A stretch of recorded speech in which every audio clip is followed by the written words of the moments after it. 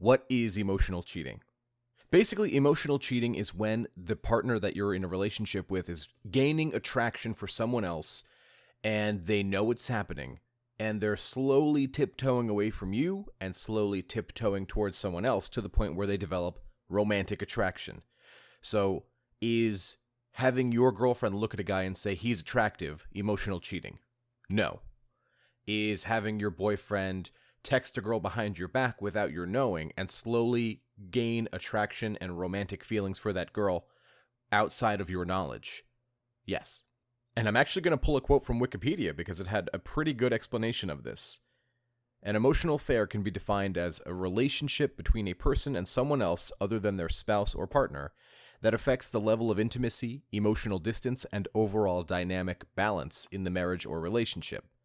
The role of an affair, or emotional cheating, is to create emotional distance in the marriage or relationship.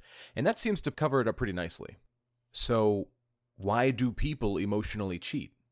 And it can be a complicated question to answer because sometimes they don't even know why they're doing it. But by and large, people begin to emotionally cheat because they're feeling unfulfilled in the relationship.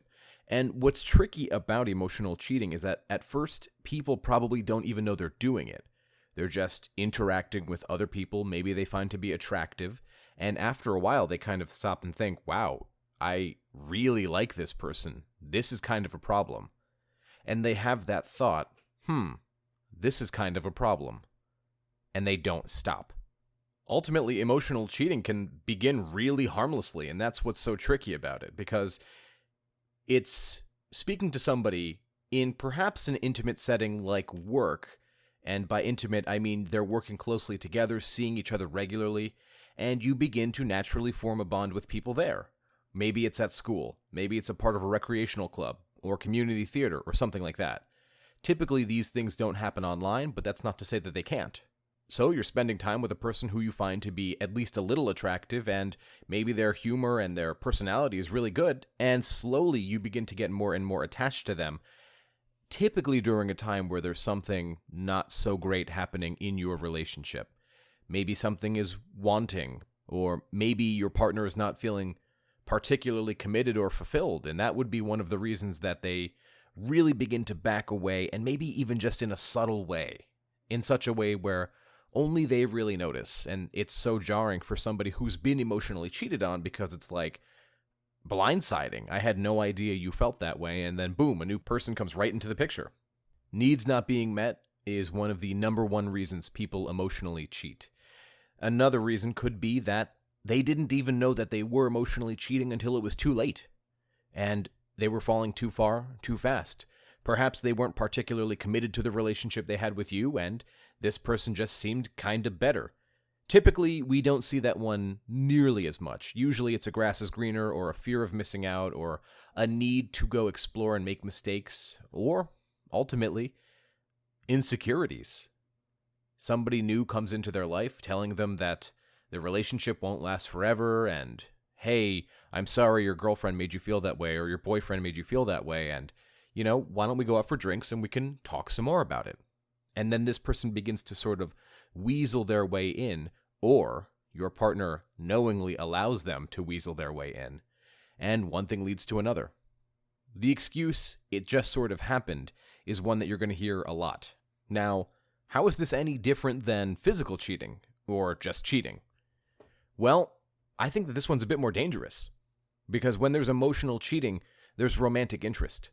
Physical cheating does not necessarily need to involve romantic interest. It could just be one night with one person you'll never see again. By and large, I would say that most times a partner is emotionally cheating or having an affair is a form of sabotage, meaning they want the relationship to end, or they sense that they're being turned off. Maybe there's too much neediness, maybe it's begging and pleading, maybe you never give them any free time. We've covered this in other videos, but they're pretty sure that they want to begin backing away from you.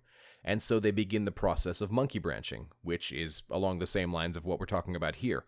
They line someone else up because they know the relationship is ending. Now, there's a bit of a caveat because monkey branching is not necessarily emotional cheating. And perhaps some people here will disagree with me, but in my mind, monkey branching serves a purpose, and the purpose is that I know this relationship's ending, and I don't want to be alone, so I'm just going to line something up and swing right to it. Emotional cheating happens during the course of the relationship, and at first, it's usually not even intended. So to me, those are two different things. Monkey branching is usually a deliberate effort. Emotional cheating can sometimes sneak up on people, and that's kind of weird, right? Because we always think of cheaters as deliberately cheating. And to a degree, later, when the emotional cheating was maybe at first just some light flirting and then turned into something a bit more deliberate, but ultimately it stems from the same source, which is relationship needs going unfulfilled. So, what do you do about this? So, in my mind, it is so easy to demonize a cheater, and most of you here who've been with my channel long enough or have listened back far enough know that I was cheated on several times by a woman I was engaged to, and we were together for over a decade, and so I'm speaking as somebody who's had this happen to them. But I don't think that the cheater is just automatically evil, and as I get older and I gain more relationship experience and think about my role in my relationships, I'm not going to sit here and say they did something good. I'm not going to sit here and say, well, I could have done better and I inspired their behavior and my behavior caused their cheating and all that. I'm not going to say those things because those aren't true. Cheating's a shitty thing to do. If you cheat on someone, you did a bad thing. Two wrongs don't make a right. But I'm not going to sit here and pretend that life is that black and white. If someone cheats on you, you need to take blame in that. Now, here's what I am saying before anybody gets too uppity in the comments. What I'm saying is that if someone cheats on you, sit and ask yourself, did I do something to inspire that behavior? That is different than taking blame for what they did. They need to take blame for that. But what you need to consider is, were there needs that this person was clearly trying to communicate to me that I either ignored or maybe didn't see? Basically what I'm saying here is, how can I make myself an even better, even more attractive partner for the future?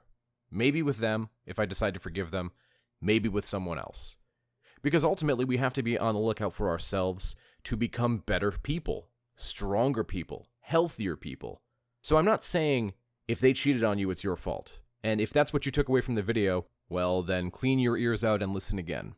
What I'm saying is that you should use the negative things in your life that happened to you to make yourself a better person, to make yourself a happier, more fulfilled person and a stronger, healthier partner, to decrease the likelihood that something like this happens again. Should you forgive a cheater? There's no right answer.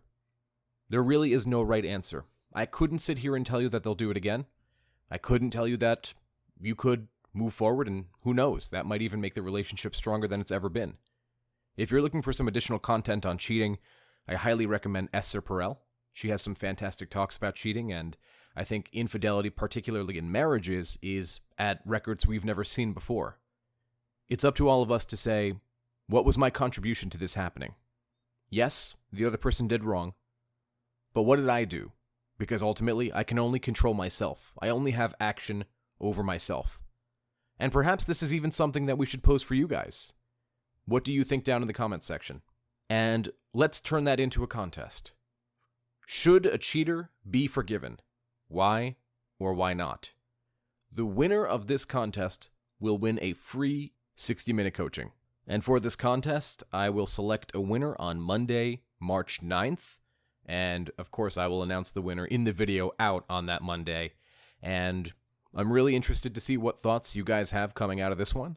And in the next video, we're going to be covering a very different topic, something the Love Chat's never done. And so I hope you guys enjoy that video when it comes out as well, but I'll keep you in suspense in the meantime. So, that's all I had for today. If you found my video helpful, I'd be very grateful if you'd subscribe and hit like. Please leave a comment below and tell me what topics you want me to cover in the future. Additionally, if you'd like extra videos every week, private live streams with me, and free giveaways of my best-selling book, Until Next Time, on Amazon, just visit my Patreon, patreon.com/thelovechat. Until next time.